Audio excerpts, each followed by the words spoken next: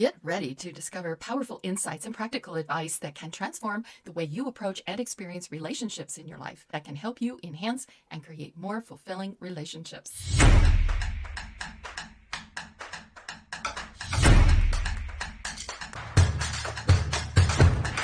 Greetings, everyone. This is Carrie, and we are once again in another episode of Let's Ask Abraham. Today, I want to take a look at our relationship realm, because everything's about relationship. Our relationship to the cosmos, relationship with one another, relationship with the ways of nature, and all the ways of how we do interactions and socializations, as well as just finding our own place in this world.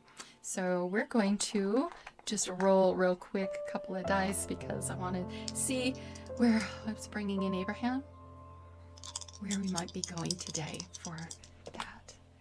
We're going to our relationship with relationships, or our relationship with world humanity. So are we doing relationship with relationships and humanity? All right. We are going to take a look at our relationship to relationships. Because once again, like I said, everything's in relationship, right? There's the dance of life. And so how do we manage all of that properly? I'm going to go with getting into the vortex, because it says it's a deck of 60 relationship cards. So we're going to focus on this deck. Let's see what we can learn. Okay, thank you, Abraham. Let's have a chance to look at that. Yeah, I get that. What are we doing?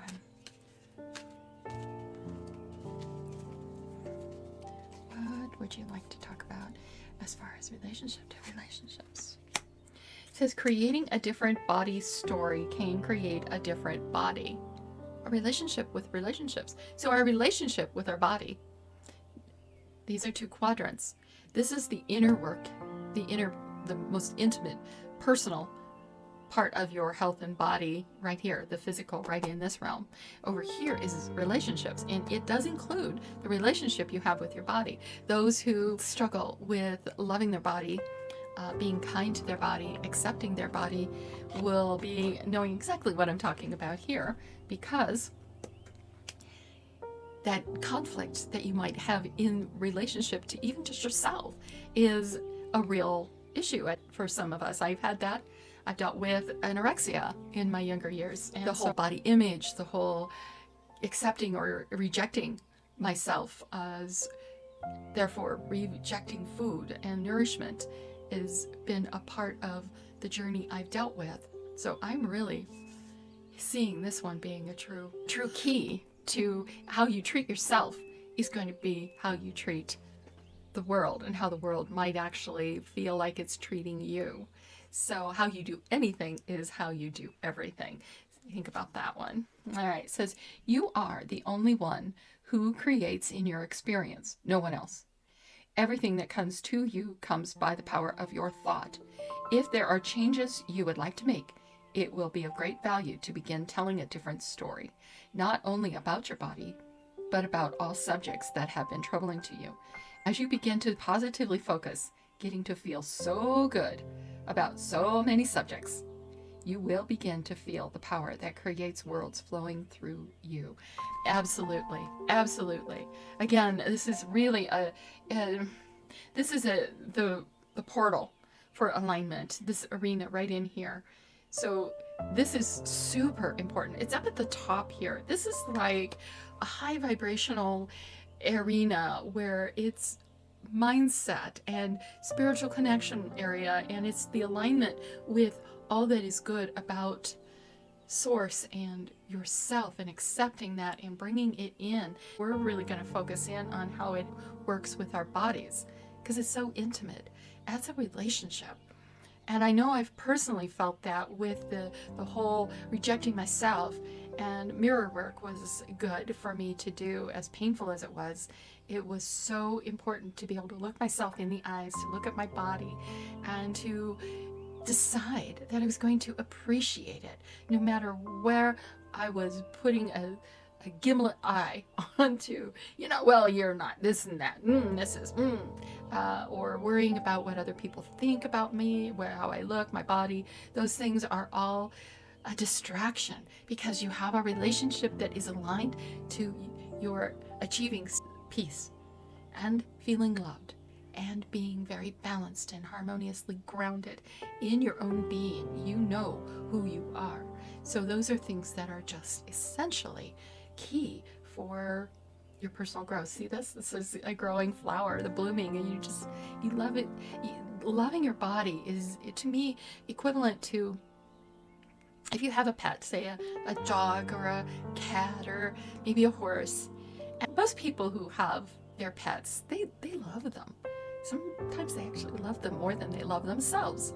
So what about your body isn't like another creature that you might love and cherish and find the right foods and the right balance of making them happy and healthy and taking good care of them, thinking about them and what their needs are, and handling them with compassion, love, and acceptance. So doing that for our bodies is the same in my view. A relationship we have with our bodies is much like our creature self, our creature pet. But I mean, this thing, you're going to have to be with this for the rest of your life. I mean, you guys have been together your entire life. And going forward, you're not getting out of this life without, dealing with this body. So why not love it? Why not care for it? And why not have a beautiful relationship to it and with it? Let it love you back. But if you've been dealing with that, and I can give you some pointers of what I found, is there will be that jarring point in time where you're really shifting perspective, where you want to shift all of the old negative into something more positive. And it really takes a lot of intention.